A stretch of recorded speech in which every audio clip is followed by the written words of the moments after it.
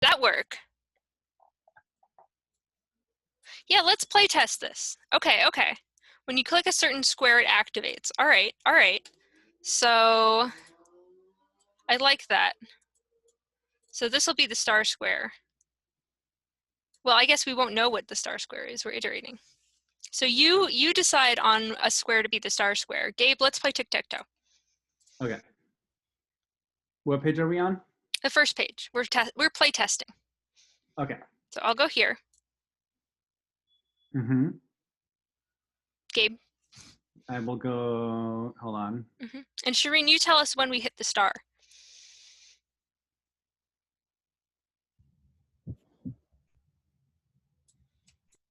So Shireen knows where the star is? Yeah, Shireen, you decide where the star is, and when we put a thing in there, let us know.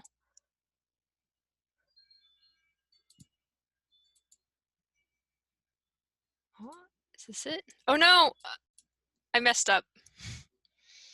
I lost tic-tac-toe. All right, anyone else have other suggestions? What can we change for tic-tac-toe? Let's make the grid bigger. Let's make the grid bigger. Whoop, that was the wrong thing to do.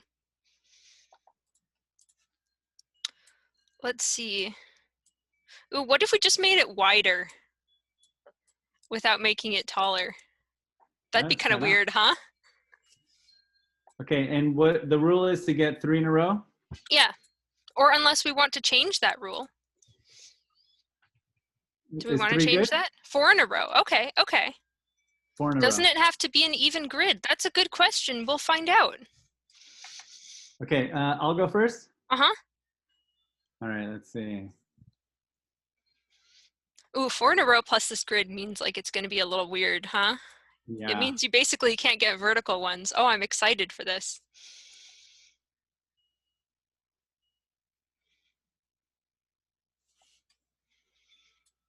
This kind of becomes Connect 4. Yeah. I think it's impossible to do 4 in a row.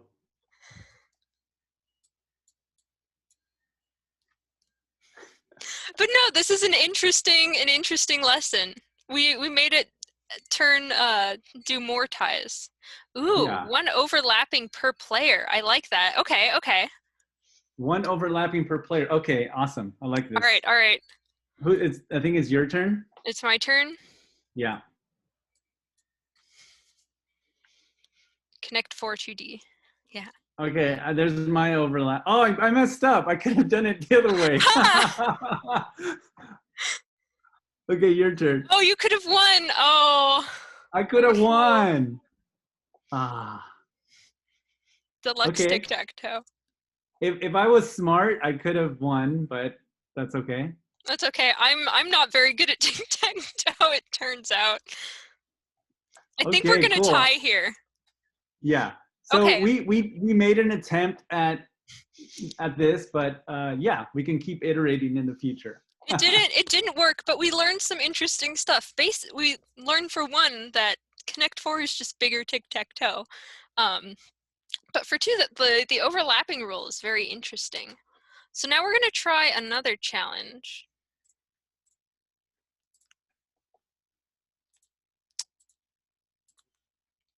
How can we modify the rules to make the game feel different ways? So that felt a little bit more chaotic than regular tic-tac-toe, which does not feel very chaotic most of the time. But let's go to page 3 of that Jamboard. How can we make tic-tac-toe feel more relaxed? How can we change the rules? So at this point, everybody should be on the Jamboard. Let's not look at Emily's screen, and let's add some notes. Yeah. How can we make the game feel more relaxed? What can we add? Oh, is it view only? Oh, that would explain it. Thank you. Iterating. Hold on, I'm going to change it right now. 1 second, everybody. Thank you, Erica. We tested this too. We tested this with Chris and Richard, but to no avail. That's why you play test. Okay, can somebody, yeah, test it out? Go ahead and reload, and somebody put a sticky note. Excellent. Cool. Oh, thank you. Yeah, thank you. Yeah, so how do we make the game feel more relaxed? What rules can we change? Or how do we make tic-tac-toe feel more creative? Or how do we make it feel more powerful? Anxiety meds? That's a good one. I was thinking like you take like nice like sea glass rocks and you play with blue and green like spa rocks instead of ooh, I like more players. I like that. What if it's like oh, I'm not like good enough at geometry, but like instead of like a 4x4 like square grid, it's like a hexagon grid and there's a bunch of different sides. Ooh, people draw images within the grid. Sorry, whoever moved that, you're fine. I do that all the time at Jamboard. I like that. So instead of just X's and O's, you're like putting in circles. Put blocking shapes so that the other opponent can't put their shape there. Ooh, and power-ups. I like power-ups. Place the X's and O's with colors. Allow them to choose shapes. More symbols. Players work together towards a goal. I love that one. That was my favorite one. I actually don't like competitive games that much. I love collaborative games. Have a book of suggested moves like a cheat book. That's cool. More everything. I like that a lot. Cool. So already we're thinking about the rules and we're thinking about the things that we can do to change the rules of a game that's as simple as tic-tac-toe. So now we're going to get a little bit into construct, and while we have the mindset. Oh, I love that you guys keep adding this. It's great. We're doing game design. Challenge mode, like harangue your little sister or your little siblings or your parents or whoever into playing some of these versions. Ooh, decrease the grid and make it a 2x2. I'm very interested in that one. Okay. Thank you Yes. for, yeah, everybody who added something onto the Jamboard. Those are really great suggestions. Thank you, guys. What we want you to do now is on the chat, I added the link to Construct. And I'm going to start to share my screen really quick. Oh, where'd it go? Oh, Seon, can you enable my screen sharing, please? Uh-oh. Oh no. Are you able to enable screen sharing, Emily? I don't think so. I can pin you. I could screen share and you could tell me what to click until he gets back. Okay. Well, I guess I'm still screen sharing, but that's fine. Okay. Troubleshooting. Oh no, I have also disabled screen sharing. Whoa. Is it because Seon's gone? Where's Seon? Seon, Sorry, guys. Okay, I guess for now, everybody open up Construct. Click on that link. And here, who was able to save a version of their game last week? Okay, awesome. So for those of you who are able to save a version of their game, we're gonna have you open it up now, okay? And do you remember how to launch Construct? So you're gonna launch Construct until you get to the section where it says File Open. And as soon as we get screen sharing capabilities, we'll let you know. And you're basically gonna open up that file. So it should have your name. It should have the name of your game and .c3p. Okay. So go ahead and open it up. And those who aren't, at this point, those who didn't save a version of their game, go ahead and let me know now on the chat. And I'm gonna, while I prepare the next part, to show you how to get started.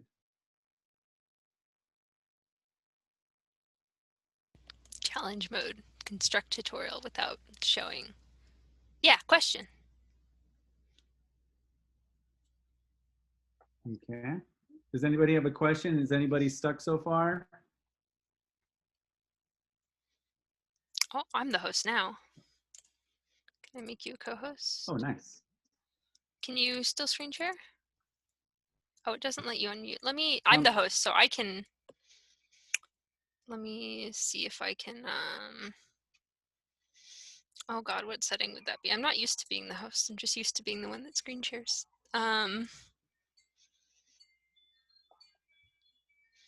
What setting would that be in? Participants, more?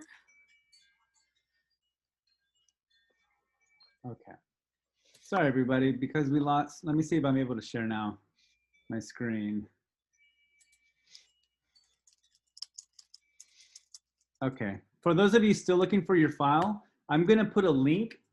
Go ahead and click on that link and see if you can find your file in there and go ahead and download it. So you're going to right click and you're going to click download. And let me know if that works. If you were able to download your file from this link, let me know. And then for those of you who don't have a file yet, I'm going to give you another link. 1 second.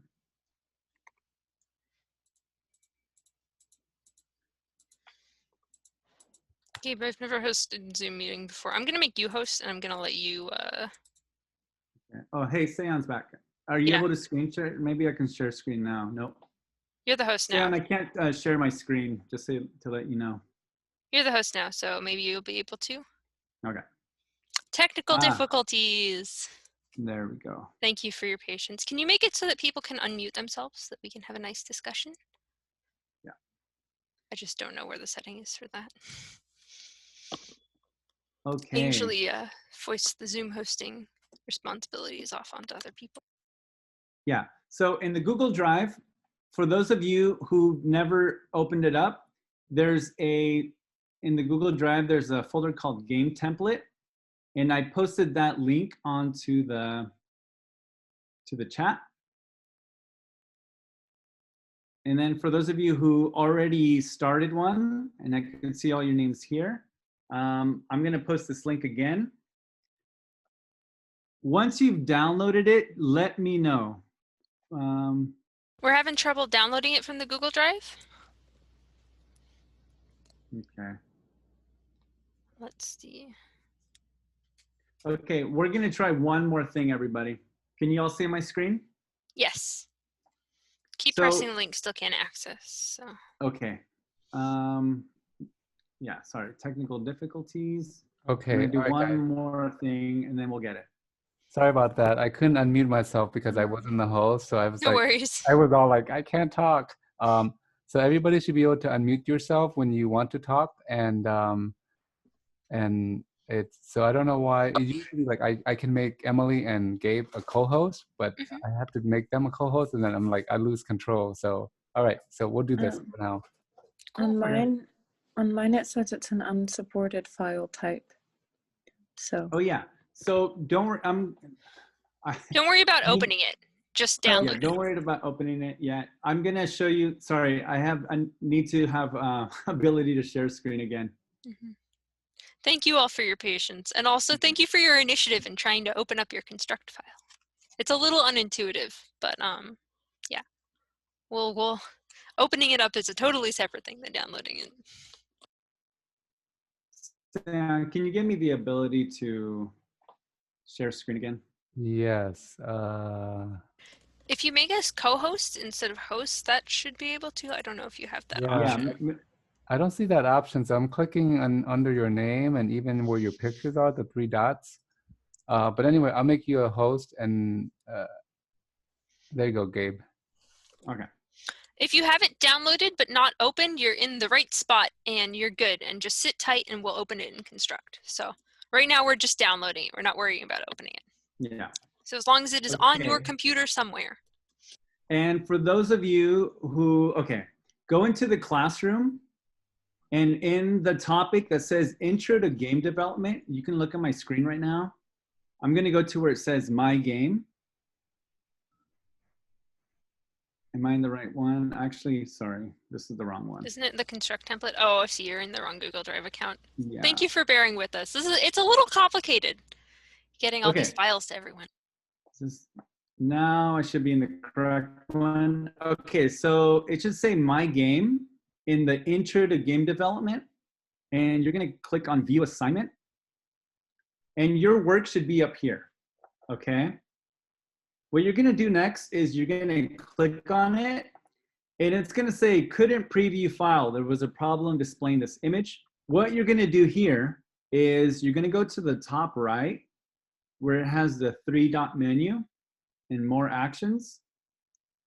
You're going to click where it says open in new window. So once you do that, it's going to take you to this screen.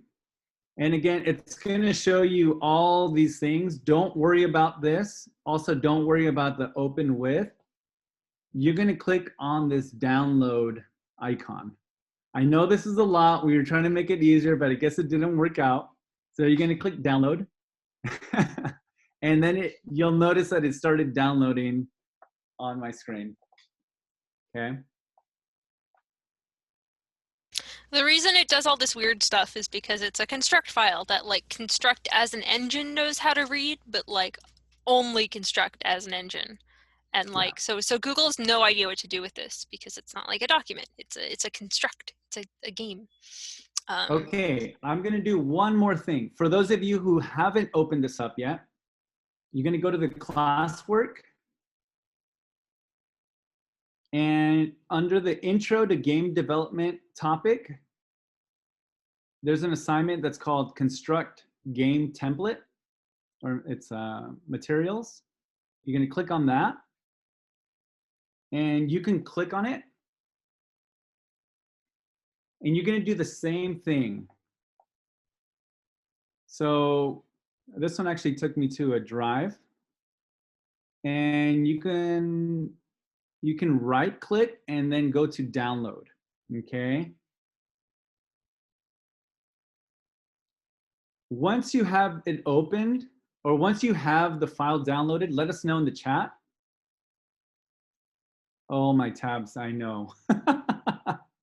Like, no wonder your audio is lagging so bad with how many millions of tabs. Got it? Awesome. Is anyone not got it? Is anyone still stuck? For those of you who got it, just like Guadalupe, let us know that you got it. And I'm hoping to see a bunch of got it's here. Adalia got it. Erica got it. Chaya and Ivan got it. Awesome. Does anyone not got it? Catalina got it. 6 got it. How many are we total in this class, Sam? 7 got it. 8 got it. 9 got it. All right. Got it. Has anyone not got it? Who doesn't got it? I think I got it. I think I got it. Well, think is good. If that changes, we can troubleshoot. But for now, okay. I think we're okay. Shireen, did you got it? Sorry, Gabe, did you call me? No, oh, no, we're good. We're good. Okay, we're going to move forward now. Oh, Shireen's working on it. Okay. Working on it. Awesome.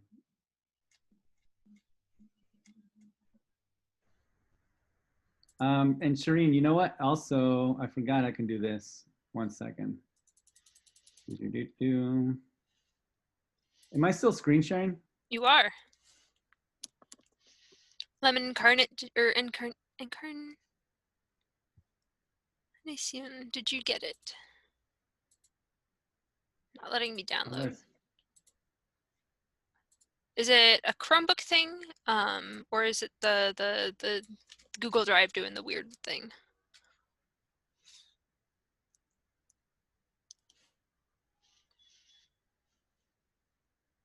Oh, you stopped screen sharing. Okay. Hopefully you're able to continue screen sharing. Yeah, I hope so too. Okay. Oh, I'm not able to screen share, so hopefully. We're not able to share files this time for some reason. Hmm. Oh, yeah. It's fine.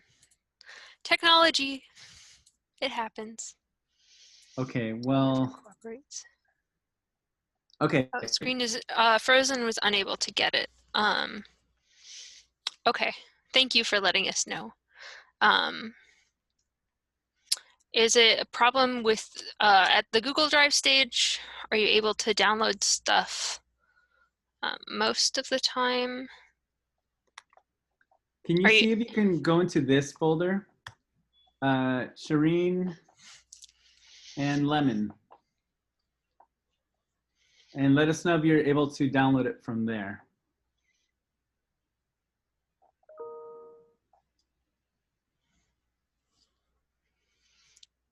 Okay, and then we got to move forward actually right now. Okay, so we're going to move forward. And for those of you who don't have the file for some reason, we're going to get you caught up later, okay? For Lemon,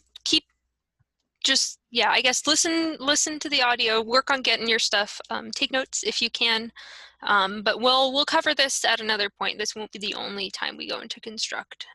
And if you want us to catch you up like privately, please reach out if this isn't enough. Okay, so what you're gonna do next is on construct, the same thing we did last week.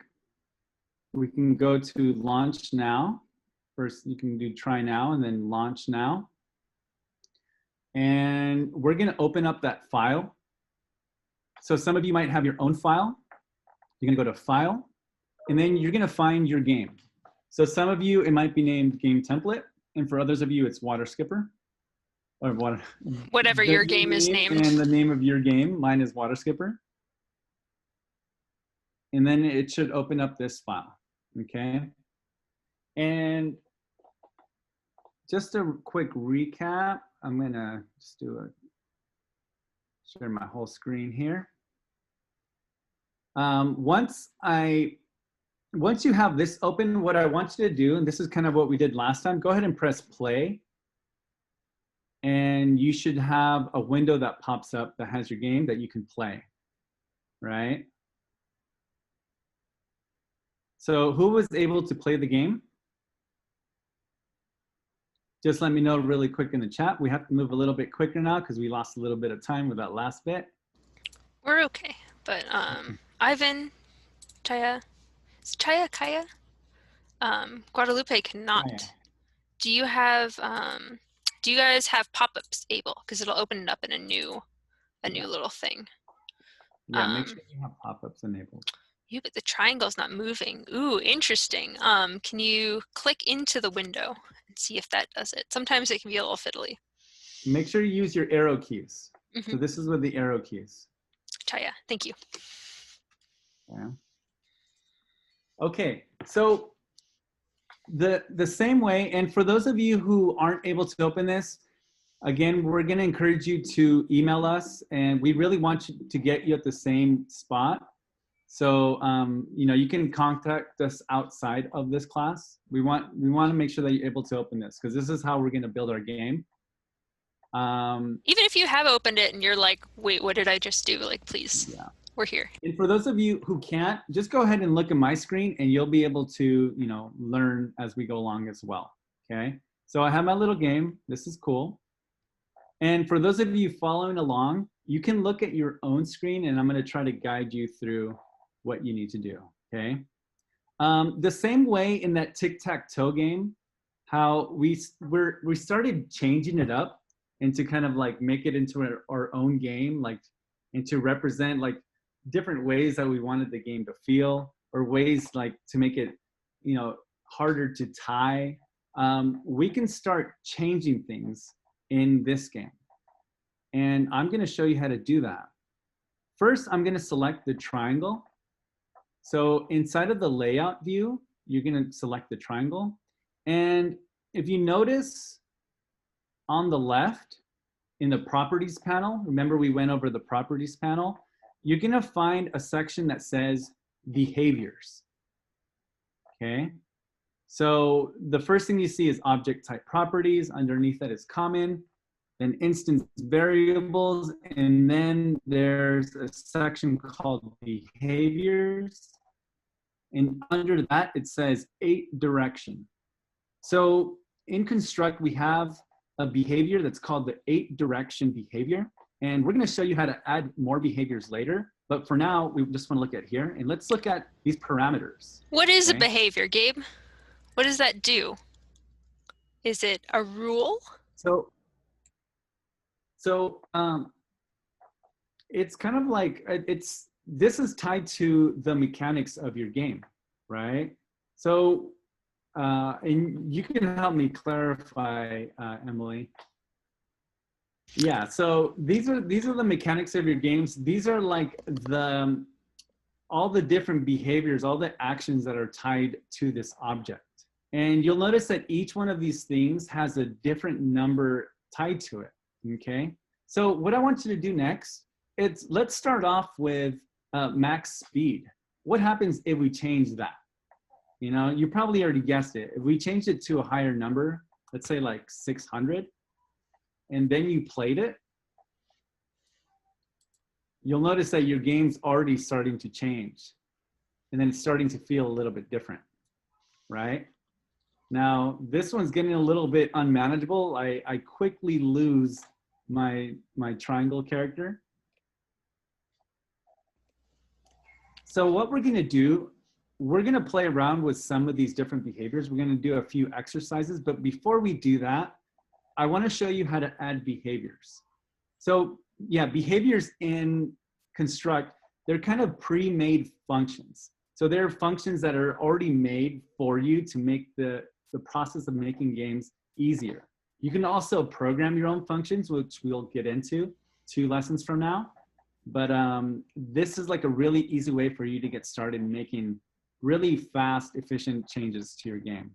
And these are common things that most games have, but there's still like plenty of things that you can adjust to make your game feel unique. Plenty of knobs to turn, as I like to say. So what I want you to do now before we is, keep going, Seon, can you let Lemon back in? I think she was able to restart her thing, but she is in the meeting room. Just want to make sure she gets in. I think Seon's the host. Is she back in? Okay, great. Now what I want you to do, under behaviors, that behavior section in the properties, there's this blue text that says behaviors. And this is gonna let us add more behaviors. So I'm gonna click on it, and then I get this little panel that shows up. And you'll notice that we have this 8 direction behavior. And I'm gonna click where it says add new behavior. Can't find behaviors in your property section. So first off, make sure that you have the triangle selected. Make sure that, because the way properties works is that it'll show you the properties of whatever you're clicking. So make sure the triangle is what you're clicking. And then you'll scroll down, it's kind of at the very bottom. This basically shows you all of the properties of your triangle. So like what size it is, and I don't know if it shows color, but where it is in the layer, and a bunch of other properties. But yeah, so the behavior is a property that's assigned to it, and it's way down at the bottom. Sorry, long-winded explanation.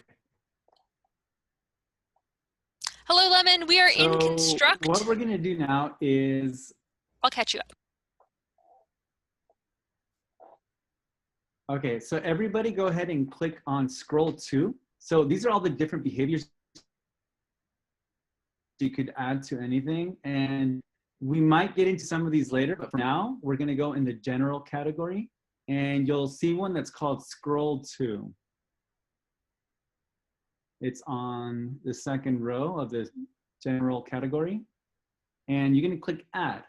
So as soon as we did that, now we can click X on the panel for behaviors. If you play your game now, you'll notice that the camera follows your player. So it's getting a little bit more interesting, okay? So in the chat, what does the game currently feel like with all this speed? What game would need a mechanic that can go really fast? Makes me think of different games. I don't know, racing games maybe, Mario Kart, or like those old top-down racing games when I was a little kid. All right, we're gonna do a quick exercise, and you can go ahead and for those of you who don't have anything on the chat, how can we make this game feel like it's a game about a snail?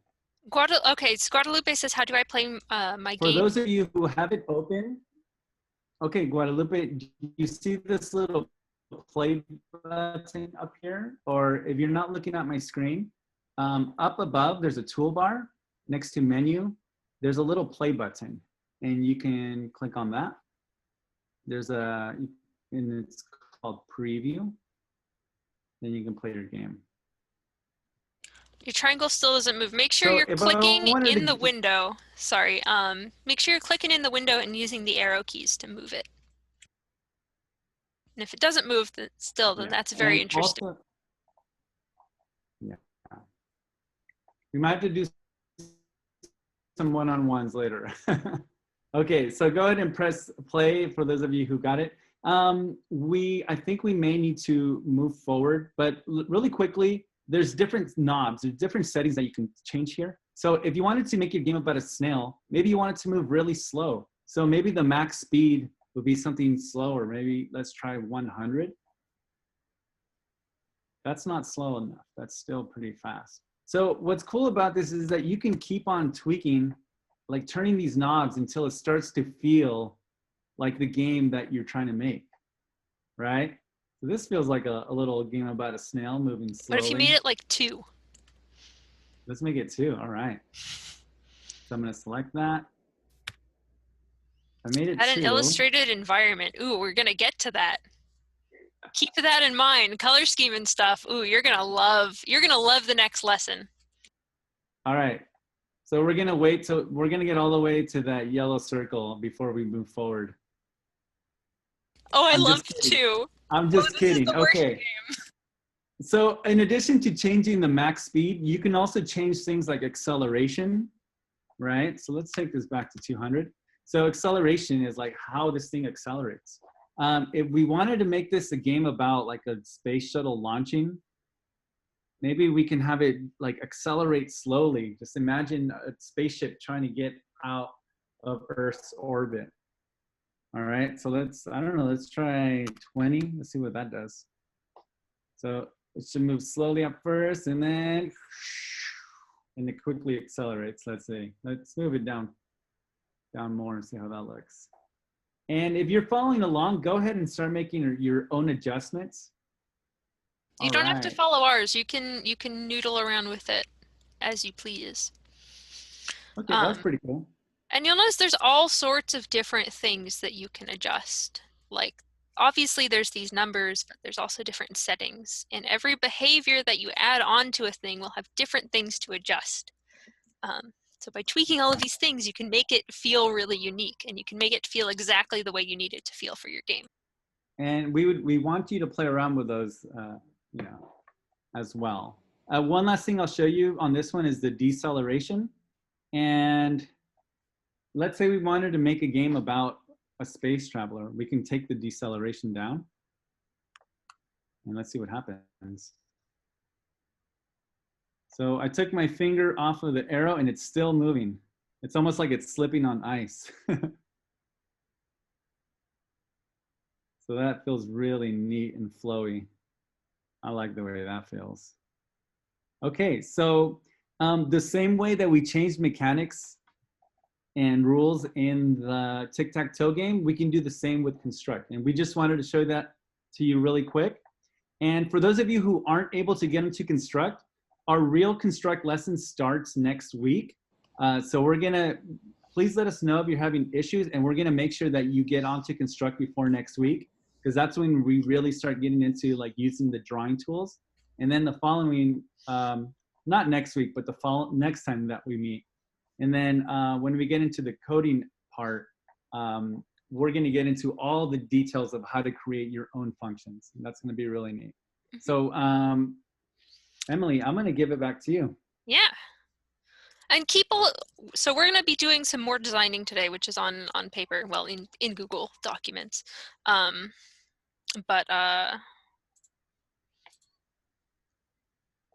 Yeah, keep that in mind, that little foray into Construct. What you were able to do, what kind of things you were able to do. All right, so last time we made a design document.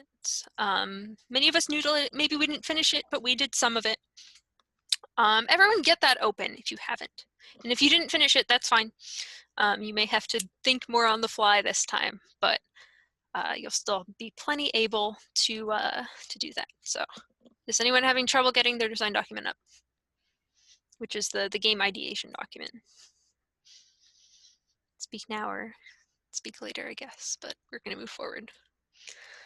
Yeah, so last time I guess I can't check chat. Oh, there we go. I can't check chat, so hopefully no one has problems. If they do have problems, let me know, Gabe. Yeah, last time we filled out all our ideas, we wrote some sentences, we wrote some stuff, we got a bunch of ideas out. That design document was very text heavy, which I like text. I don't know, I'm an English major. I find writing very, very soothing. And it's a good way of getting ideas down. It's a good way of keeping notes, of keeping track of what you're thinking, especially as this process starts to become longer. But as we said last time, half of design is making decisions, which we did, but the other half is communicating it. And text, lists, bullet points is not always the best way of communicating it. So we could keep writing our ideas down as we get into mechanical design, but there's some other ways to do it. And we're going to be talking about one-page design documents. So what is one-page design? It could be anything. It is a single page of images, charts, graphs, etc. that explain one aspect of your game design. So a game will have a lot of these, and what they look like will depend on what the needs of it are. But the important thing is that it condenses an aspect of your game design into like an easily digestible, easily referenceable, like just like graphic image, chart, graph, whatever. We're going to be making a flowchart. We're going to be making a storyboard, which is also kind of a matrix, which is another type. I won't get too much into that. And we're going to be making a map. So all of these are like images, graphics, just things that are easily referenceable. Here are some one-page designs. I'm just going to blow briefly through them, but just so that you can get like kind of an idea of how they're doing. And these are all in a document, in a folder in the Google Classroom, if you would like to look at them further, because I think they're really neat. This one Gabe made for like a brain game. It's really nice and colorful, and it kind of shows all of like the characters and how they all relate. This is like, I don't know, from some spaceship game, and it shows like the sequence of how the ship gets like swallowed up in this thing's tractor beam. This is not a game design, but it is a one-page design document. It's a Lego instructions. It shows clearly the system, how all of the pieces fit together, the steps that it has to take. This one I love. I love maps. So I love seeing maps, and I love how this is like, it's both a map of like the physical space, but it also kind of shows how the player goes through it over time. Again, maps, love it. I play a lot of Dungeons and Dragons, so the graph paper like really makes me happy. And this one's from one of our partners for Game Where You're Corn, going through someone's digestive tract. And the thing we really like about this one is down here. It's got a lot of different information on it and kind of shows all the relationships between it. But down here, there's this health bar. There's this sequence of state changes for the visuals. You guys are all interested in visuals, right? So like when you're happy, you're full color, and then you kind of get half color as you start losing health until it's just your feet until you're dead. So that sequence we really like. So yeah. So there is a thing in the Google Classroom that is called, what's it called? It's called the one-page design documents. And I would like you guys to all open that up. And when you open it up, it'll make your own coffee. You can noodle around on it as you please. But this is what we're going to be doing today and for the next 3 weeks, because it's your homework. And for those of you who haven't opened it up yet, it should be in the Google Classroom in the topic Narrative in Design. And it's an assignment called One-Page Design Documents. And if you have it open, just let us know in the chat. Yeah, if anyone's having problems, let us know. Got it, got it, got it. Got it, got it, got it. All right, if anyone has a problem, runs into one, let us know. Okay, we got a bunch of got it's. Cool. Let's wait for a few, just one more 30 seconds. 30 seconds. I'll set a timer. I always have a timer because I don't know if you guys have noticed. I talk a lot, and I will just talk. You would be here 4 hours if I said everything that I wanted to say about any of these subjects. Okay, who needs help opening it up? Oh, Jean, it is under in the topic Narrative and Design. You may have to scroll. One-Page Design Documents. It's a PowerPoint, which is a little weird. I know, but we've discovered that PowerPoints are the best way to like create forms, weirdly enough. All right. We good? Any problems? Were you able to find it?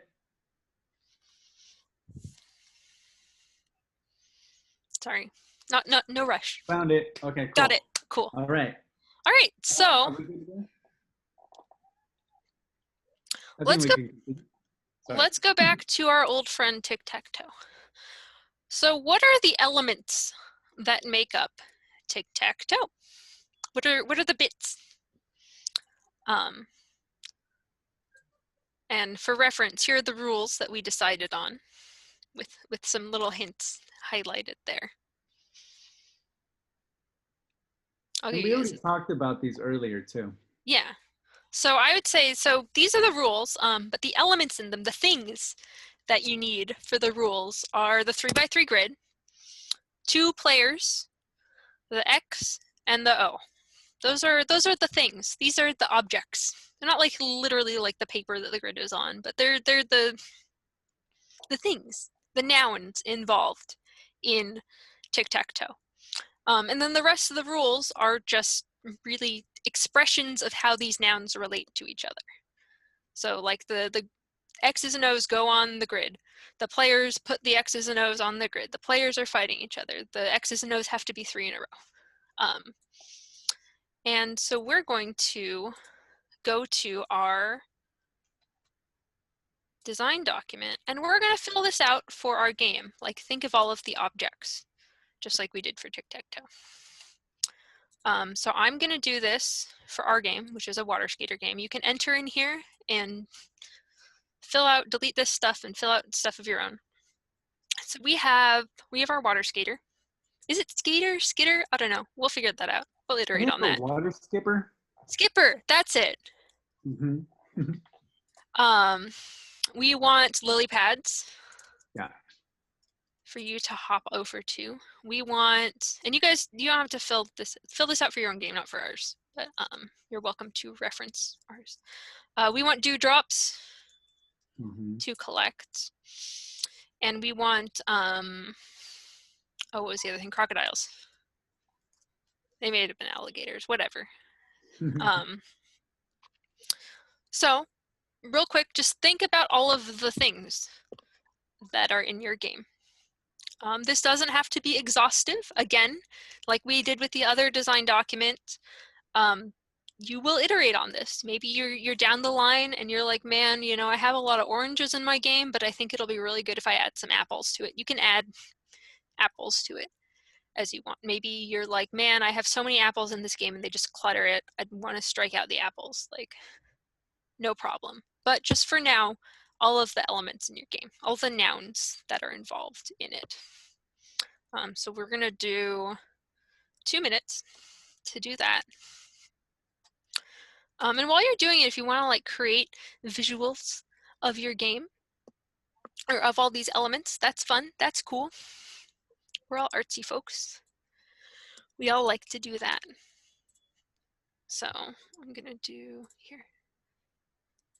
Can I make this green? No. You can do this with PowerPoint, or you can do it on paper at some point. You don't have to use this template. I like to do my stuff on paper. A lot of those design docs that we saw were on paper. And then our little water skipper, he's going to be a happy face. He, she, they. I shouldn't have picked that color. I think of water skippers as blue because Surskit, the Pokemon, is blue. But I don't know if that's actually the case. Oh, I'm sure there's a dewdrop. There's got to be a teardrop here somewhere. Whatever. I'm gonna make it a heart. And then crocodiles. This one's gonna be an arrow because it kind of looks like them, like slinking down into the water.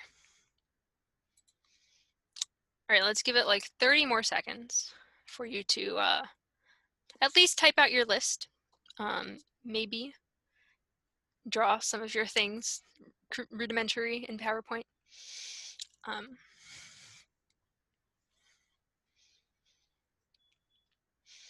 And then what we're gonna do, I know we still have like 15 seconds left, but I'm excited and I want to talk about the next bit. Then we're going to, or what you can do is draw the connections between them. So like these were all of our nouns. How do they act on each other? What are the verbs? And you can use this really cool line tool that PowerPoint has. Never thought, oh, that wasn't the right one. It's, what is it? Connector, curved connector line. Never thought I'd be excited about PowerPoint flowchart tools, but here we are. I'm not very good at using them, it turns out.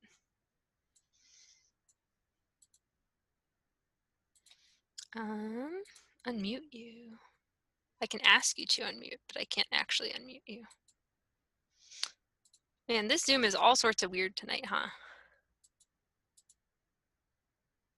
I asked you to unmute. Okay. So if I ask you. Yeah, I can speak now. You can speak with my permission. Thank you, Emily. But yeah, so we can make these little connections between them. So how do the crocodiles and the water skater interact in our game? Well, the crocodiles eat the water skaters. And then the water skaters eat, I keep calling them skaters, skippers, eat the dewdrops, or collect. And they will hop on the lily pads. It's very crude, but you'll start to think about the way that all of these elements are connected. And from these connections, you can kind of formulate your own rules. I mean, these are the rules, the same way it was with tic-tac-toe. So a rule for my game is that the water skaters or skippers can hop on lily pads or can stay safely on lily pads. And that to win, you need to collect the dewdrops. So this kind of, I don't know, conceptualizing of it can help you, help you conceptualize your rules, help you visualize them. All right, I'm gonna do 20 more seconds. If you're not finished, that's okay. This is like your homework for the next 3 weeks, so just give it a try, give it 3 minutes worth of effort, and then we're gonna move on. Okay, 5, 4, 3, 2, 1. All right. Nope, that was the wrong one. Oh yeah, so you can see, here's one. Some sources, some people call this a noun-verb diagram, the thing that we just did. So we're listing out all of the nouns, all of the objects, all of the things in our game, and then the connections are like the actions. So this is one for Pac-Man. The player eats pellets and powers up the player that increase the score, which increases lives. And you can just see all the connections, see all the actions by separating out the actions from the nouns, from the things. And from this, you can kind of see how it fits into that like challenges, decisions, obstacles game or chart that we like so much. We like a lot of charts in game design. But let's go back to tic-tac-toe. What is the player doing when they play tic-tac-toe? This is a question. Type it in the chat. What do I do? It's my turn. I'm playing tic-tac-toe with you. I've never played before. It's my turn. What do I do?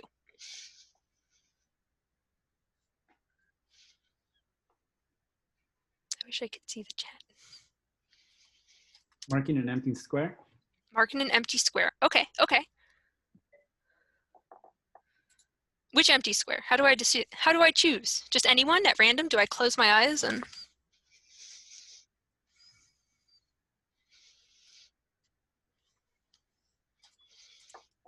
Oh, I wish I could see the chat.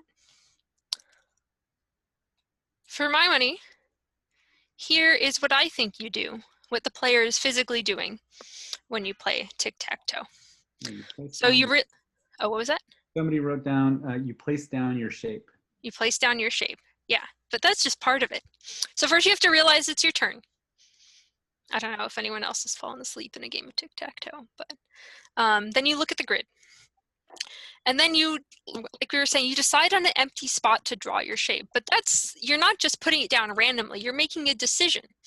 You're taking into account that you need 3 in a row, so you're assessing where you have other spots.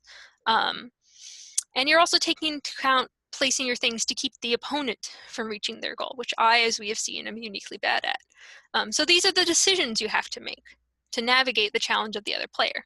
And then you draw your shape, and then you tell your opponents it's their turn. And then they do this, and then you do this, and it's all a big cycle, or, as we say, a loop. So the idea of a gameplay loop is it's the core repetition that makes up the foundation of your gameplay. Now, all games have this. Obviously, tic-tac-toe is an extremely simple example, but like Mario, Super Mario Brothers, it's the walk, run, jump, repeat. And no matter how many enemies there are, no matter how many chasms there are, no matter what you're doing, you are at the core doing walk, run, jump, repeat. Or, if you want to complicate it, walk, run, decide when to jump, and that decision is really important, and then repeat. So we have, if you go to the second page of our game design document, there is a place to make a flow chart for your loop. And I really like flow charts because it shows that motion, it shows that cycle. Based off the mechanic parameters that we have given you, we may have made 2/3 of a flow chart, which you will see over here. So your player's gonna move, your player's gonna do something else, make a decision, and then your player's gonna collect an item. You can change the order of this, maybe. I think for our game, move would actually be down here. And the player is first gonna decide where to move. And then move, and then collect the item. But generally, this format is gonna be your core. And you can also make it like a little bit more specific, like maybe ours is skate. Decide where to skate. And then collect dewdrop. And so we'll be continually doing this loop. And then in the decision stage, that's where your gameplay, I don't know, that's where it gets its pizzazz. That's where you can vary it, because while the core loop will be the same for the entirety of your game, the decisions that your players will have to make will vary based on your difficulty, based on your plot, based on a bunch of things we'll talk about later. So again, like tic-tac-toe, we're deciding where to put our thing. In the beginning, it's like a wide open space. There's so many decisions we can make. We just kind of put it at random. That's a very easy decision to make. But as the grid gets filled up, even though we're still doing the same basic components of decision, place marker, that decision gets more complicated, and that's what makes it more difficult. That's what makes it interesting, variable gameplay. So take 2 minutes and fill out that core game loop. And then in this area, we have a spot for you to map out the other interactions of your game. So are there other loops that that add to this? Are there complications? Are there other decisions like ours as we introduce the alligators? Maybe the alligators factor into this loop. And maybe this will be blank for now, but as you like build and test your gameplay, this will evolve.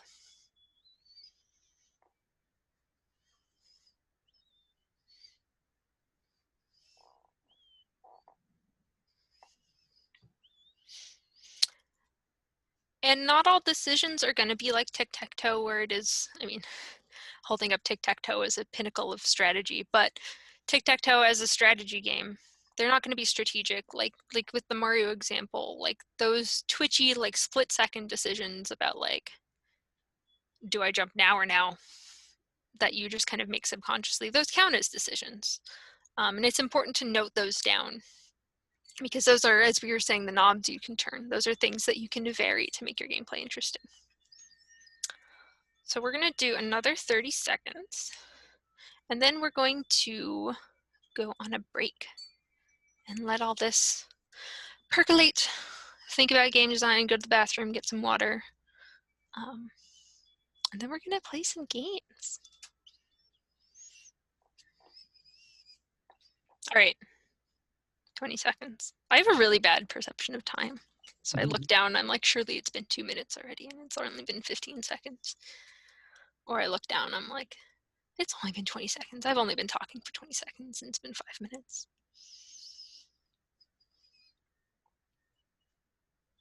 Let's see. Add to this.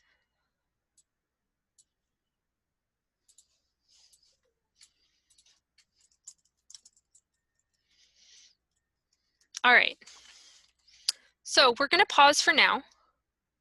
Let this percolate. We will come back at 5:21 and no later, and we'll talk about game narrative. Ooh. Okay, right. see you then.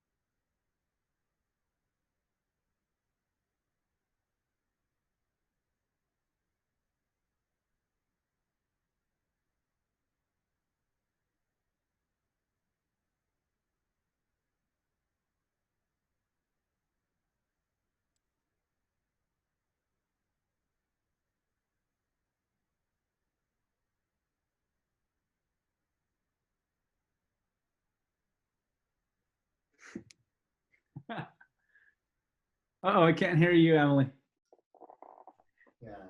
Oh, hang There we on, go. hang on. There we go. Hello. I was looking at the tic-tac-toe jam board, and one of you suggested add more risk as a way to make you feel more powerful, and I love the fantasy of that, just like tic-tac-toe to the death.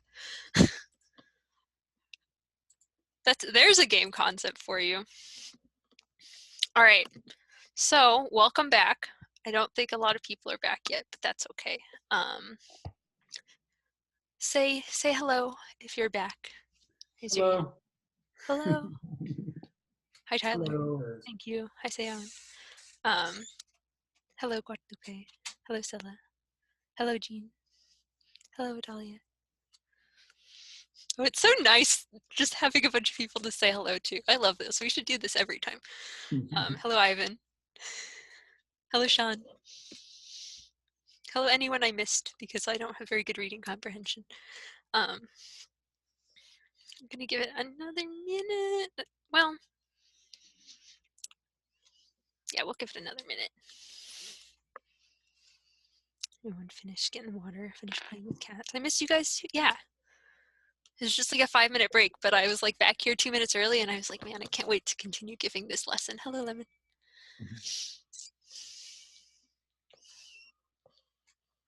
I hope everyone's having fun. I'm having fun. I love games. And speaking of games, I think some of us are not back yet, but that's okay. This part will be pretty easy to catch up with. We're gonna play a game. We've already played one game, tic-tac-toe. Quality. But we're gonna play a game called Passage. Having lots of fun. Yeah. Yes. Love it. Love to see it. All right. So Gabe put a link to this in the chat. I'll link it again just for posterity. And we're going to play this game, Passage. It should take 5 minutes. I'm not going to screen share because I don't want to spoil it. I don't know. What do you think? Should I screen share it? Should I do a let's play? I'm going to screen share it, but I'm not going to talk. Emily, don't talk challenge, just in case anyone has trouble getting it to open. Okay. But we want everybody to play it, okay? Yeah, so only watch my screen if like you can't get it to run. You can't access it. Then this is for you, Bridget. I'm your avatar. Oh, I can't screen share. Never mind, hopefully. Did you lose the power? I've lost the power. Oh no. Sam, can you give us the power? I have the power. Power voodoo. Okay, so if you can play it on your own, totally play it on your own. If you can't play it on your own, watch me play. Twitch plays Passage. Emily, don't talk this time. I'm gonna mute myself so that I don't just jabber through it because it's a really nice game. Okay, let's play it.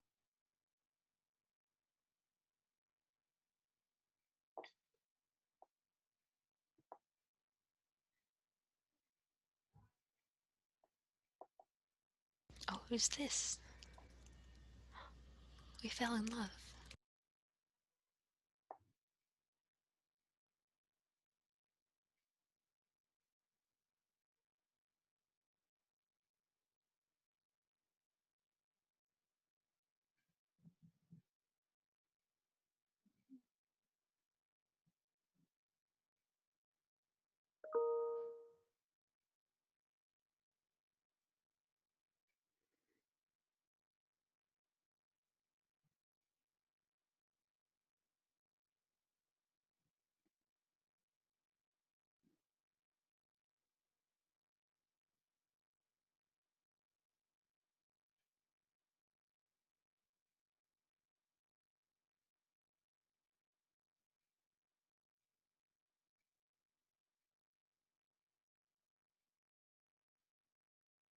Gonna explore a little bit.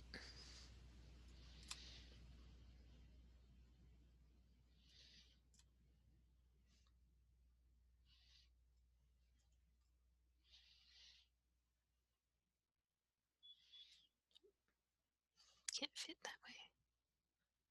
That's okay.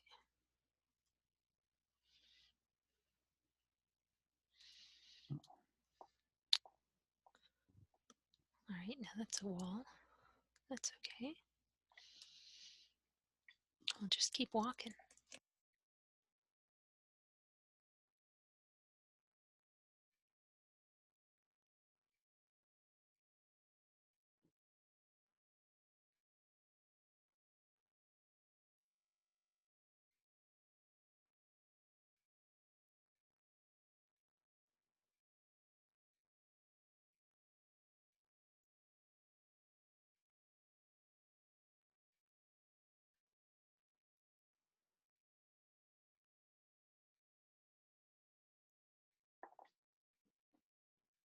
Oh, there's cactuses here. I love that.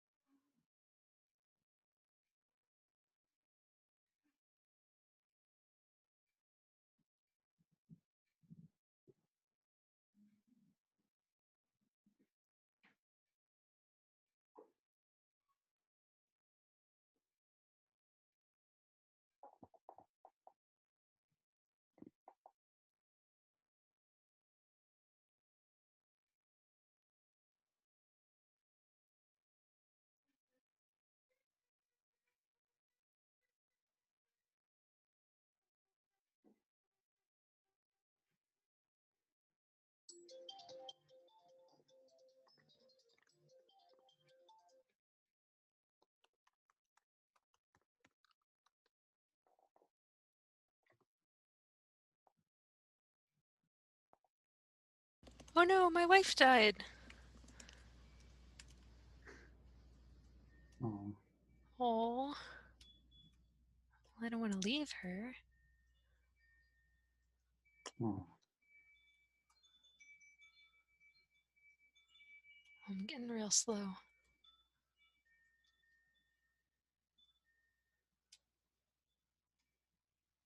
Just gonna paste on her grave. Oh, there we go. Oh. Cool. Oh. Oh. Yeah, Passage is kind of a downer. All right. What was that game about? Say in the chat. Let's have a discussion. What is the story of Passage? Life, death. Life, death? That was so sudden. Rest in peace. They just killed our wives, right? They're out here killing our wives. What's the story? What's the arc? What's the emotion? Story of life, story of death. Life just goes on? Oh, I like that. It's not expecting that, and I got so sad, right? Guy found his soulmate, and then she just dies. They took an adventure. Oh, I love that. They fell in love, found stars, and died. Yeah. Oh, that's great. That's a great description. Yeah, I love that. Time came and they died together. Yeah. All right. How do we know that that's the story? There weren't any words, and yet there's a story. How do we know? They're friends, maybe. I like that. I like that it's ambiguous. Man meets wife and walks around through a passage, loses his wife, and the wife just poofed and died, and then he soon died after. Yeah. Observation. So how did we What are we observing? observe that? Our imagination? That's a good one. What were we seeing? What were we playing that let us know these details about the game? Because we all kind of got the same experience, so it's not like we're each just like making it up. Yeah, two characters in the tombstones. Tombstones told us they died. Yeah. Different scenes. Ooh, I like that. That's a good one. They aged. They aged. Ooh, ooh. Mm-hmm. That's a good one. My favorite thing is as they're aging, it would have been harder to see this if you were just watching, but if you were playing it, as they age, the speed at which you walk gets slower, which, as we saw in Construct, is something that you can control in your game. So if you want to communicate aging, Did slow them anybody down. notice anything about the choices that the player needed to make? Oh yeah, what choices were people making? I know I made the choice. Well, at first you make the choice to pick up a wife in to begin with. Like, you can just leave her be. Choice to move up and down, exactly. You only had the choice to walk, but you could go around obstacles. And you had the choice to walk because you could just stand there. Like, I chose to stand there after my wife died. To avoid hitting the obstacles? Yeah, you could choose to just keep going forward. You could choose to go up and down as much as you want.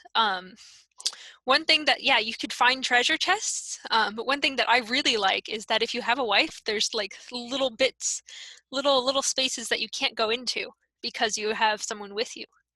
And I really like that. I feel like that's got a lot of meaning in it. They tried to leave the wife dead. Yeah, you'll die anyway, even if no matter if you stay with your wife or not. So we're going to be talking about my favorite subject, probably my favorite subject in the world, I would say. Maybe not in the world, but and that is game narrative. All right. So time for my story, time for my soapbox. So I used to run the game design team at CSULB's student game design club. And we let anyone in. We all worked on one game. Anyone who wanted to, we would take them in, show them the ropes of game design. They'd get a thing that they made in the game. It was really cool. We got a lot of people, upward of 25 designers, which is just absolutely bonkers for the scale of games we were making. And I would get a lot of writers, which, like, no shade, I'm a writer. I like writing. I like writers. But they would always want to write character backstories and world building and short stories and dialogue and scripts and things like that, which is all fun and game. Fun, good, great. But when it came time to like fit all of these things into the game, they really couldn't tell me how they worked in the game. And so we would end up with these games that like had a lot of like background material, had a lot of ink spilled over them. But the actual game in the story was light to non-existent. And that is because a designer's job is communicating, including narrative design. And that means communicating your story in a way that is appropriate to the medium, using the tools of the medium, using the language of the medium. And in games, mechanics are the language. You don't have sentences and paragraphs. You don't have cuts and camera angles. You have mechanics. You have gameplay. And saying like, well, I don't really want to mess with the gameplay. I just want to write the story is like saying, well, I don't really want to direct with cuts and camera angles. I want to just tell the story in a movie. Like, you just can't do it. That's how you tell the story. Okay, but how? How do we tell a story in a game? Well, we just played it. And I should say, for one, I'll go back. That's the question. So if you're sitting there wondering how, like, I'll give you some tips, but that's ultimately something that you're going to kind of have to struggle over and figure out how to tell your story in your game. If I could give you the perfect answer, I would not be doing this job. I would be making millions of dollars bottling and selling that answer. So part of it is just the artistic struggle, but there are some tools at our disposal. The one that we're going to be doing right now is called a storyboard. If any of you are animators or interested in animation, you may know storyboards as little sequences of drawings that show all of the characters going like this, and then like this, and then like that, and stuff like that. And the sequence of points that the animations have to hit over the course of the story. Our storyboard is a little abstracted, but it's the same basic concept. It's a method of visualizing the progression of a story over time. So just like the progression of like your walk style, it's the progression of our story. I'm glad one of you mentioned the aging, because that is a really good, we have this from Passage, which is a diagram of all of the different art pieces for your character. And this is a storyboard, basically. It shows the progression, how the visual for this progression, or for this character, progresses over time. And effectively, this tells the story. It tells the story of a person who starts out really young and then gets older, slowly. All right, so we're going to return. I see a lot of people are talking in the chat, and I'm hoping Yeah, use your sketchbook. Honestly, use your sketchbook for any of these. My sketchbook is full of game design documents. I like type stuff on the computer, but I don't really like to draw stuff on the computer. And I don't know, I find taking notes way easier. So we have the document for reference, but if you want to hand draw one, that is just as good. Also, you can take pictures with your phone and put it onto the Google Doc. Yeah. Make us a collage. Yeah. But anyway, so we're going to go to the third page of our game design document, and you see this storyboard. It looks a little weird, but I don't know. We've got the beginning of our game and our end mapped out across 3 sections: beginning, middle, end, or like a 3-act structure. If you're making this and you're like, man, I really want 4 sections, or man, I really want 2 sections, that's fine too, but 3 is a good number to start with. But iterate. So we're going to reference our game design documents, and we're in the plot section of them, or our game ideation documents. In the plot section of them, we started with like saying emotions. So I want the game to feel this at the beginning. I want the game to start this way. And then by the end, I want it to start or to feel this way. And I want the change to be like this. If you haven't filled that out, that's fine. We can do it, but just that's what we're going to put in here. So I'm going to fill this out for our water skater game. So at the beginning of our game, I want it to be kind of relaxing. I want it to be maybe like uplifting, happy, relaxing. And you can put bullet points here. You can draw things. If like you want to put like an emoji, like the beginning is a happy face and the end is like a sad face, or the reverse. That's fine too. However you communicate best. I like text, I'm a writer.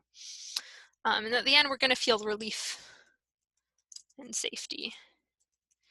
But in the middle, it's going to be a little tense. And that's the progression of our game. Your progression will probably look different. So take a second, take 1 minute to fill that out.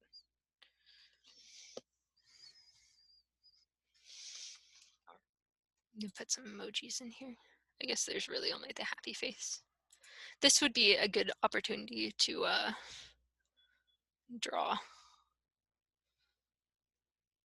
stuff in the things, but it's fine. Oh, you can't. There we go. Sorry. We're learning. We're iterating. You can also use emoticons too. Oh yeah. You know, like the.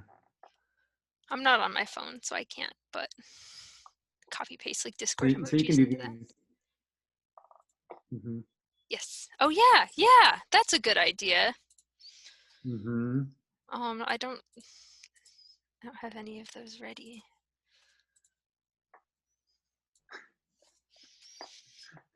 However you want to communicate. I love the Japanese emoticons too. If anybody knows any good ones, go ahead and put them in the chat. This one's gonna be good. This one's gonna be good. There you go.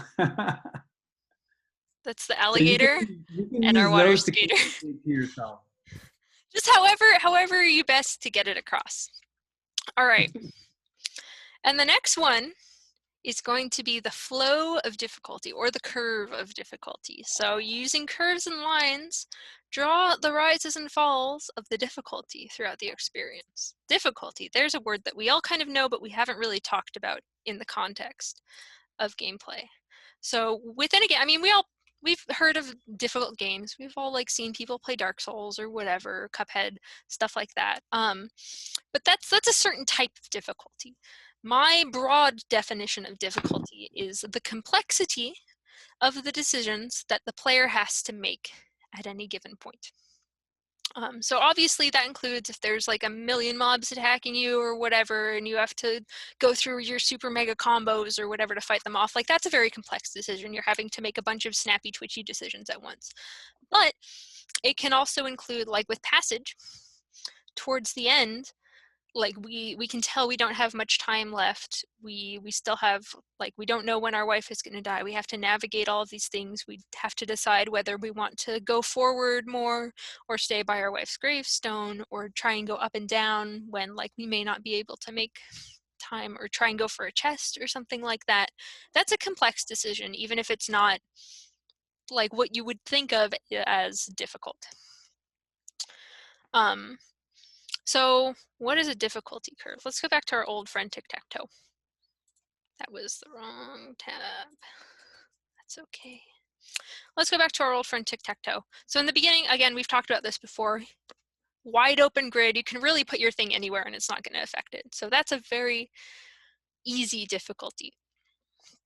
But then as the grid gets more and more filled towards the middle of the game, you start to, like, have to take more things into account. You have to take into account where your opponent's going, what you're trying to do, all of the combos you have in place. That gets a little bit more difficult. It's a little bit more of a complex decision.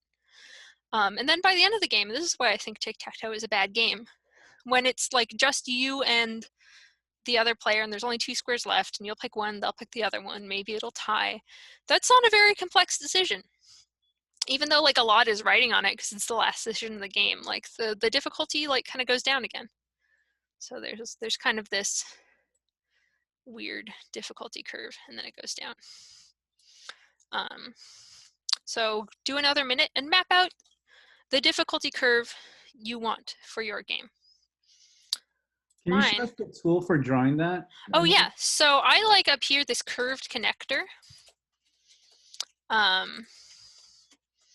Secret lesson in PowerPoint tools, and you can just draw it wherever. But then you can grab this little orange thing here, I think. Maybe. No, you can't. I did that wrong. You should be able to grab that little orange thingy. I don't know why it's not doing that. Whatever, I'm just going to make 2 curves and it's fine. I'll do this on paper later. So when it's relaxed and happy and uplifting, it's going to be really easy. But then when it's tense and scary, it's going to be hard because there are going to be lots of alligators to dodge. And then once you've dodged the alligators, it's going to come back down. It's going to be a relief. You're going to be safe. This is my curve. Your curve may look different depending on what you want your game to be. And so notice that the curve of the difficulty more or less matches the curve of the emotion. Like if I were to graph happy and versus scared, like when my difficulty is low, I would be more happy. And when my difficulty is high, I will be more scared. And that's good. That means that the gameplay and the emotions and the stories are aligning. Because again, gameplay is the tool we have to communicate. So yeah, we want that to align. And also, you can't just like tell your player while they're playing a game, okay, feel happy now. You have to make them feel it. The way you feel that is with the mechanics, with the things that they're doing. Okay. So, what now? Well, down here we have, well, let me preface this. So this is all aspirational. This is what we want our game to be. We want our game to make our player feel this. We want our game to start out easy, get more difficult, and then get easy again, or whatever your curve may be. But how do we do that? This is aspirational. What's our game plan to make this happen? Well, we happen to have a handy list of game objects, of things in our game to use to communicate meaning. We happen to have some mechanics that we can tweak and turn to make this happen. So what I want you to do now is start writing your game objects, your things in this section. So let's say lily pads. And then go through the times on this chart and fill out how you can tweak these things to achieve that emotion, to achieve that difficulty. Because ultimately, when you're done with this whole column here will all kind of align to create that mood. So in the beginning, it's uplifting, it's happy, so there's a lot of lily pads and they're really close together. And you don't have to write, you can draw. This is probably better to draw, but writing is easier for right now. And then I have dewdrops. Maybe this isn't a lot we're iterating. This is big. They're big and close together, so you don't have to make very difficult jumps. There's just a lot of safe spot. And then this is plentiful. There's a lot. And then as it gets tense and scary, they get scarce. And the lily pads get further away. And maybe they start moving so that they're harder to jump on. So you can kind of see, like, as you build this out, all of your game objects will align. So I feel uplifted and happy. It's not very difficult. So my lily pads, my safe spaces in this game will be big and they'll be close together, so they'll be easy to jump on. They'll be my dewdrops, which are the things I'm collecting, will be plentiful. There will be a lot of them. I won't have to worry. It'll all contribute to this feeling. And then when I want it to be tense and scary, it will be yeah, they'll be further away. It'll be more difficult, be less scarce. If We your have a game question. yeah, constantly Yeah. leveling up. Would you say it's a straight line up because it keeps getting harder? Yes. And that's a very common difficulty curve where it just starts, it's like this, and it starts and it goes and it goes and it goes and it goes. And then at the end, it's the most hard. That's also very common. A straight line the other way is very common. Like it starts really hard, but as you get more powerful, as you do more stuff, it gets easier and easier. Mm-hmm. That's also very common. It doesn't have to be whatever weird squiggle I have. But it also could be a weird squiggle if you want. And this is also something to iterate on. All of this is something to iterate on. This is all kind of conjecture, and once you start building it and testing it, you'll be like, oh, you know, actually, the fact that this is tense scary kind of feels out of the blue. I want to move the tense scary part to later or to earlier. I want to change my curve. I want to change this stuff. This is just giving you a roadmap so that when you start building it, you kind of know what you're doing. Can we add some alligators? Oh yeah, let's add some alligators and then we'll go to the last part. 10 minutes and we're running behind because I talk too much because I love this subject so much. Oh, and one thing you'll notice while I'm adding these is that there's a bunch of different quantities or things I can vary. So much so that it would really be difficult for me to list things to vary for all of your games because it may just be like, I don't know. It'll be, I don't know, they're so different. You have so many knobs to turn, as I've been saying. You know, like when you're on a radio, you have like the volume knob and that controls the volume, but you also have one that controls the bass. And you also have one that controls a bunch of other weird audio things. And like just tuning one, if you just tune the volume, it doesn't make it sound very different. But if you tune everything and you tweak all of them, they'll make the song sound really good if you get them just right. That's what these are. So on their own, a lot of lily pads may not make my game feel uplifting and happy, or it may make it feel a little bit, but not that much. But all of these things together will like combine to create that feeling. So let's do alligators. So none alligators. And then it's gonna be lots of alligators. Oh, that text box is not big enough. And you can see how messy I'm making it. That's fine. I'll just do lots of, that's fine. And then it'll be none again. But yeah, so you can change the quantity of things. You can change how big these things are. You can change, maybe they're only in a certain part of your game. Maybe like change the size, change the color. Maybe things like, to make it more difficult, things like blend into the background or something like that. Keep in mind the decisions your players will have to make and things you can tweak with that. Keep in mind all of the bits of your game loop and the things that we've said that you can tweak along the way. Because we're going to move on. So once this is finished, well, okay. All of these things converge. Well, how do I want to see this? I don't have much time, so I'll save my other story. All of these things together form something called the Emergent Narrative, which is a really, really big, important topic in game development, but it's kind of hard to explain. And basically, even though you don't have words, even though you're not telling a story in like the traditional sense, like you're not telling a story with a book or like with a voiceover or movie, or even like you may not even have dialogue, probably you won't. But a story will emerge through all of these things that you select. The player playing through your game will draw these connections and will basically make up a story in their head based off all of the elements that you present to them. I misspelled present on this presentation. That's fine. It's a rough draft. We're iterating. You will have an emergent narrative no matter what. I remember back, again, CSULB,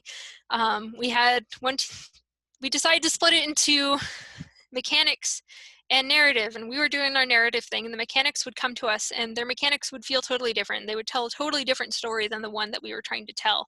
And we'd confront them about it and be like, hey, you need to construct or consult the story guys when you're building your mechanics, because mechanics are how we tell our story. And they were like, no, story's your job. We don't do story, we just do mechanics. And yet, the mechanics are how you tell a story. You will have a story with your mechanics. You will have an emergent narrative. It's up to you to control the one that you have, or your game will tell a totally different story than the one you want to.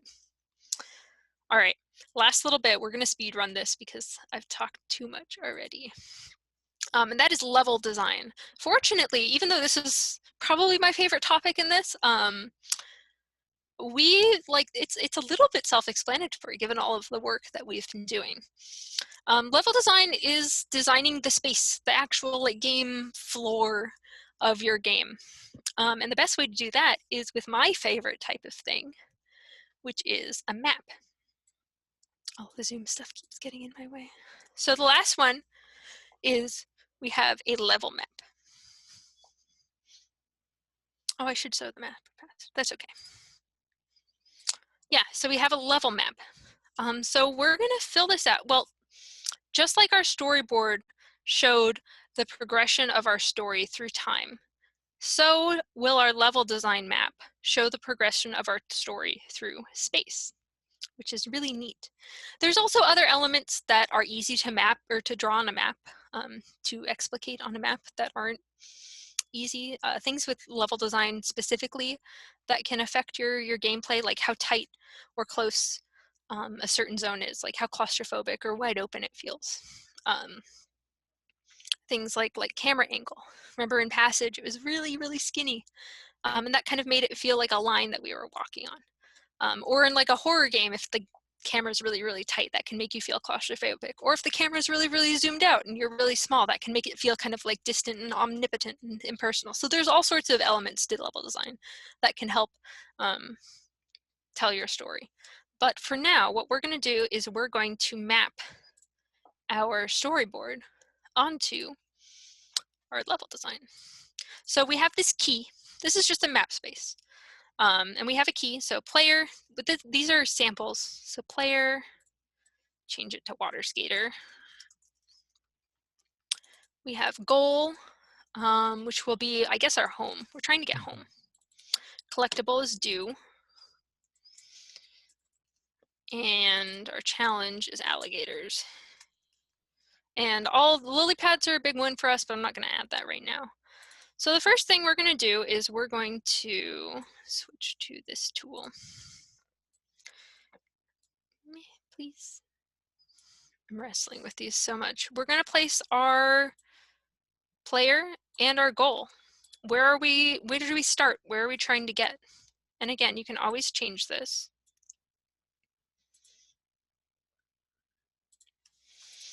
And we're going to draw a line. We're going to just map out our progression through the level.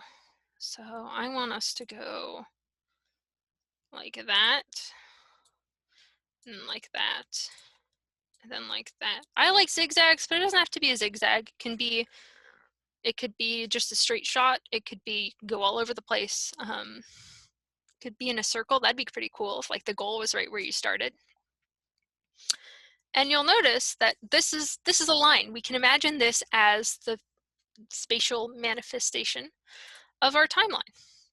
So mine is conveniently designed into 3 little parts. So this is going to be the representation of my first little section here. So what game objects do I have to put on the map? I don't have lily pads yet, but I don't have to put any alligators. So in this first section, there's not going to be any alligators, but there are going to be a bunch of dewdrops. So I'm going to copy and paste the little dewdrops around. And basically you are placing all of the game objects on your map in accordance to what they say, what you wrote out in your storyboard. There is some finesse to this. There's some other elements of it that, again, would be hard to describe without. There's some other knobs that you might have. And there's also some topics that we'll cover in the art one, such as leading the eye, how to place these so that the player kind of like can see the path going forward. If you place them within the camera, if you kind of like keep them going along the path, your player will know where they're supposed to go instead of having them like ping pong all over the blue. But in general, and you will also be iterating on this a lot. As you play through, you may be like, oh, actually, I want this a little bit further. Oh, this is a little bit, I don't know. I don't like the way this is. I want this curve to be tighter. I want this camera to be wider. All of those things you will feel out, but having it on this map is good. I am running out of time because of all of your technical difficulties, but let's talk a little bit about homework.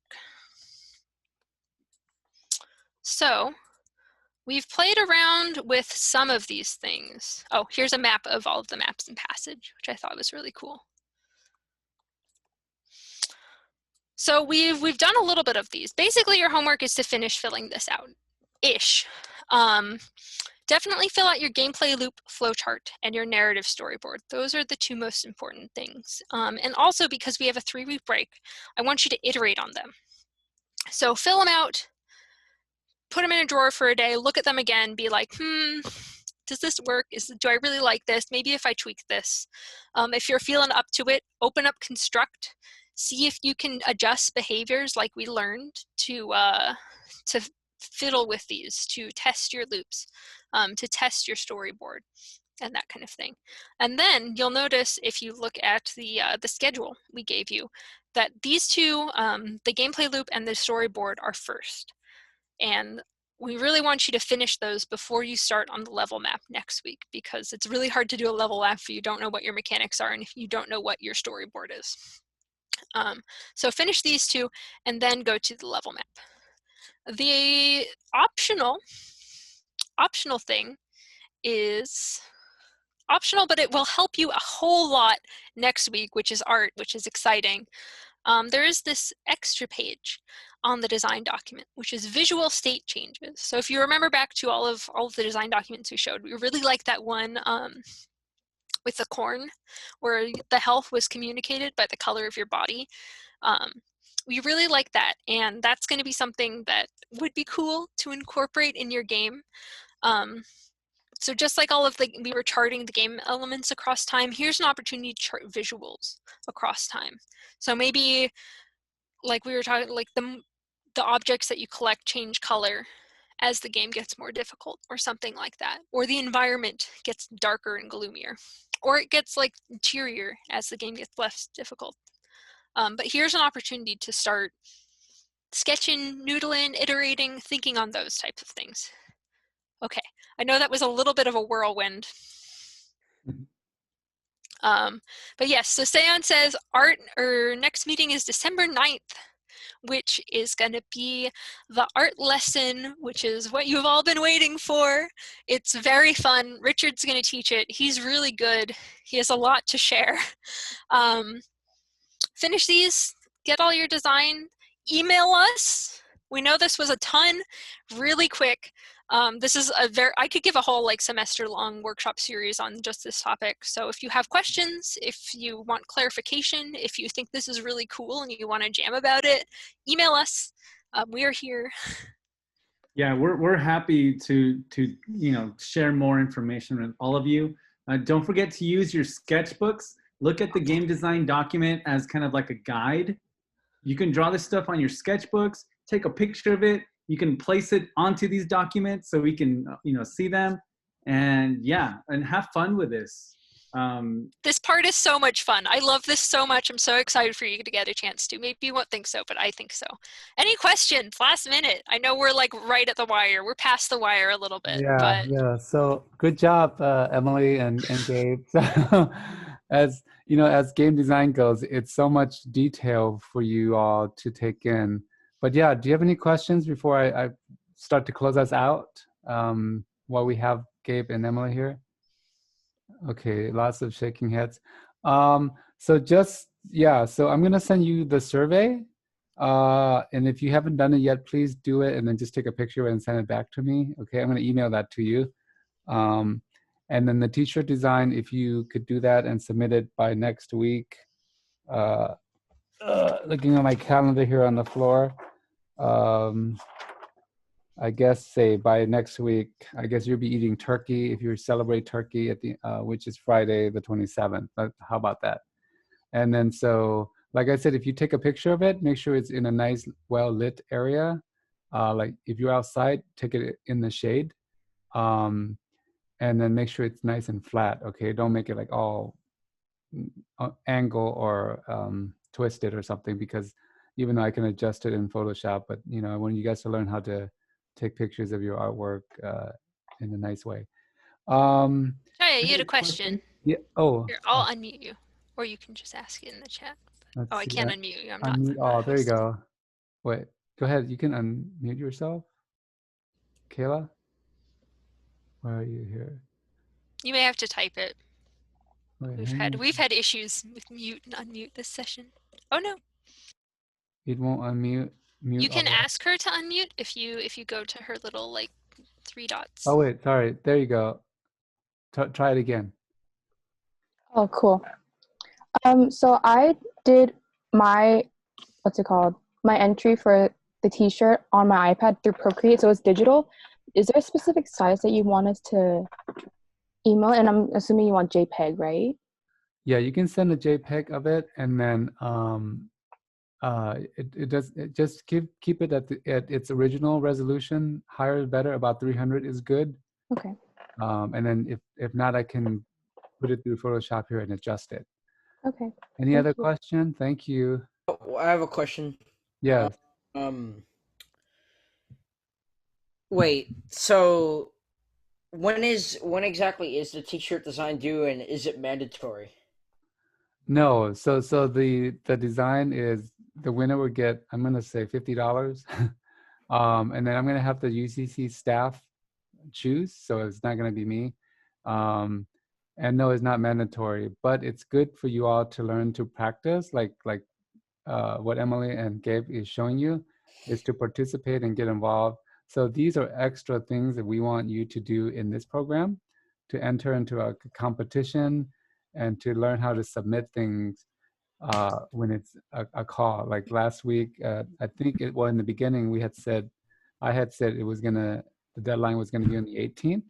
Maybe some of you weren't there on that day, but a couple of you today here says you have it ready, and they also agreed to extend it until next Friday, the 27th. Okay. Thank you. Any other things, you guys? I know you're probably tired and hungry. I was eating with my camera off, so I was like so starving.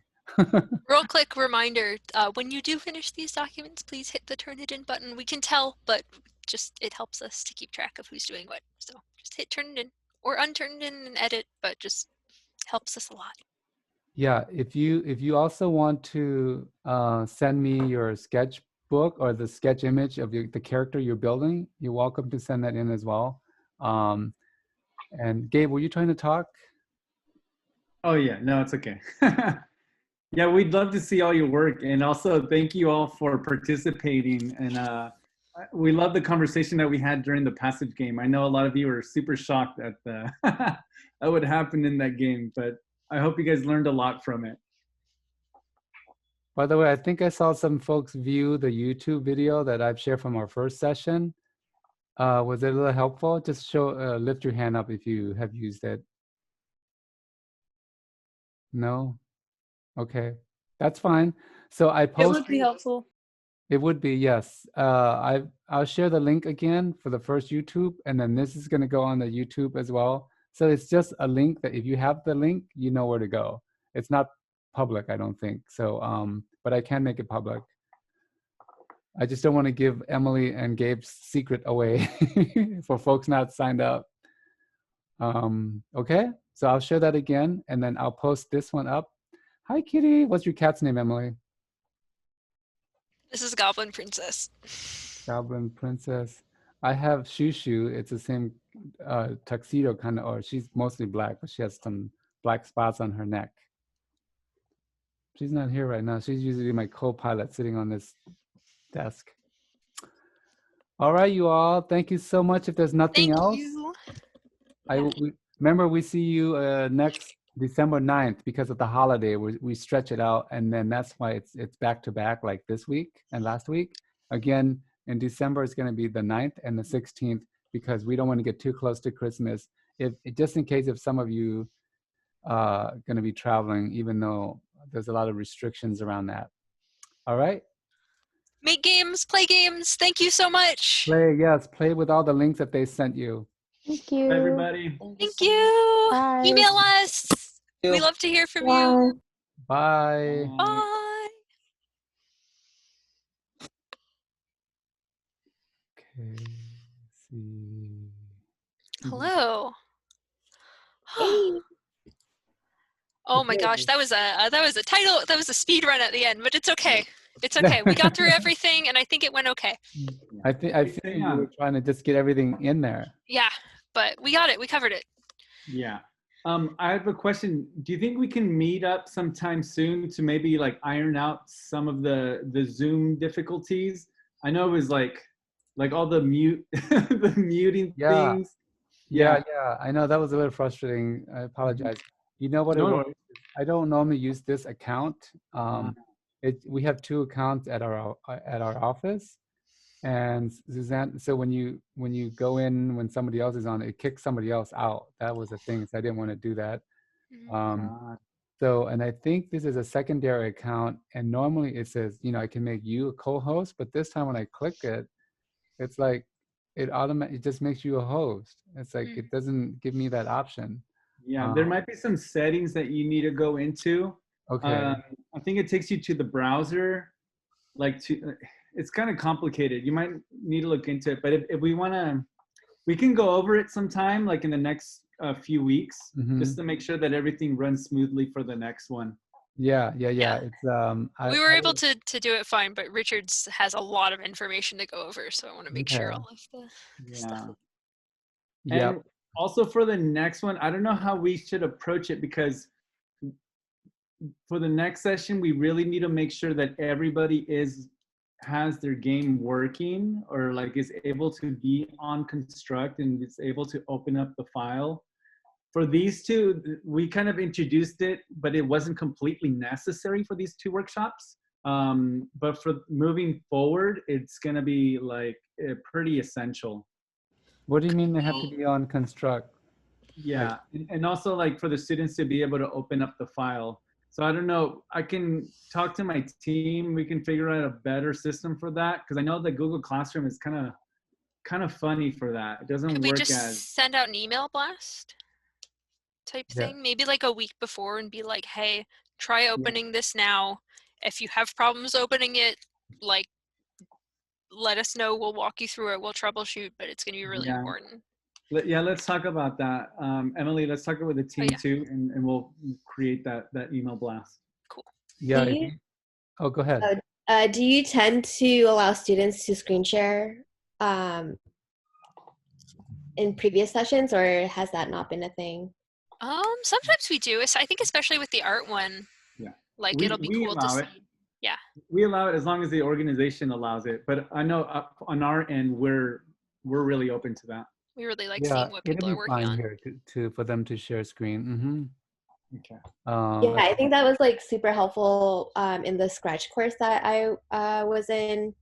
Students, at least like with participation, like students get really excited about like sharing their own work, and so I think just getting them a little bit more lively might help if they're Yeah. more proactive with like participating.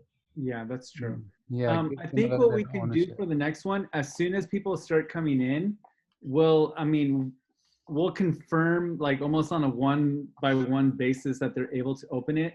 And if we need them to screen share to make sure that they have it open or need help, we'll just carve in some time for that. So we'll talk to Richard about that for his lesson. Poor Okay, Richard has to so- do so much. I know we'll have to figure it out because it's really important It's that super critical. Mhm. Yeah.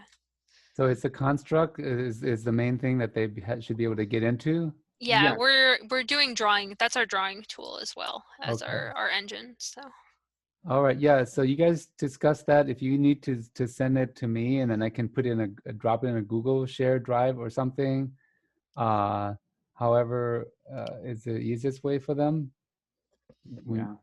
Okay. I think, I mean, it just needs to be communicated, like, oh, they need to communicate to us that they're able to access it.